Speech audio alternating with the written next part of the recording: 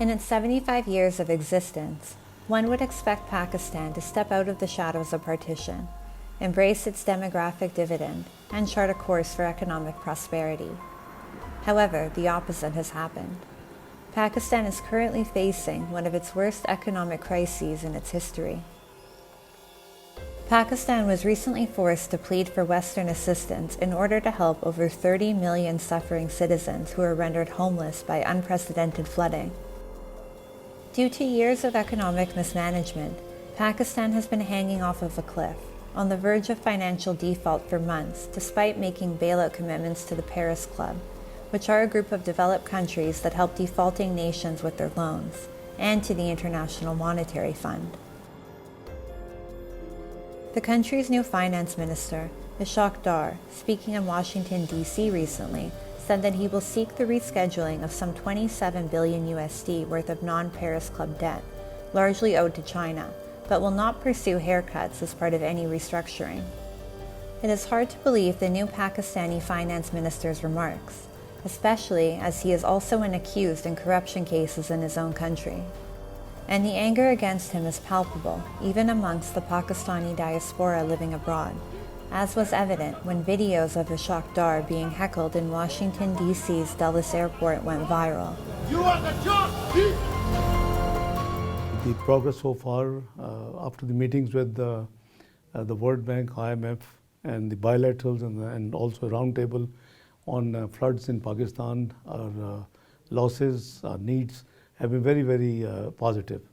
They have been very forthcoming, both the multilateral donors as well as the bilateral friends and partners.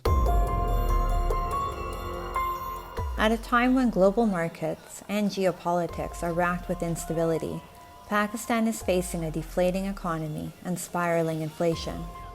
The country's international creditors are factoring in the potential of a default on a bond that is due in December, a little over 1 month from now, because the debt load alone is so heavy. For example, Moody's, the bond credit rating business, cut Pakistan's sovereign credit rating by 1 notch further into junk territory to Caa1 from B3, one of the weakest among sovereign nations. Moody's rating was followed by outlook downgrades in July by 2 other rating agencies, Fitch and S&P Global, both of whom flagged similar issues. Foreign exchange reserves at the State Bank of Pakistan stood at 7.9 billion USD. This amount would barely cover imports for 1 month in Pakistan.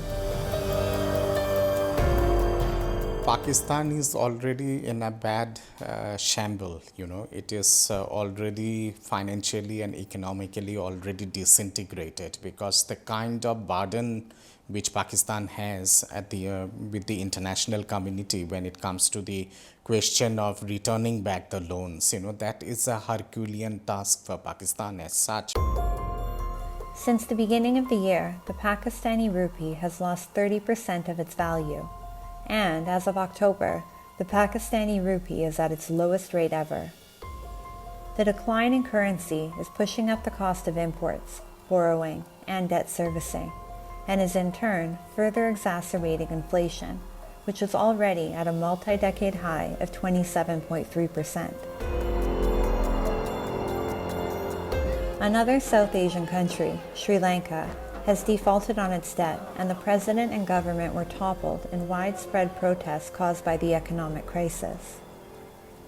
Pakistan's leaders have not been able to improve the country's economic situation, and there are serious speculations that Pakistan may follow a similar fate to Sri Lanka.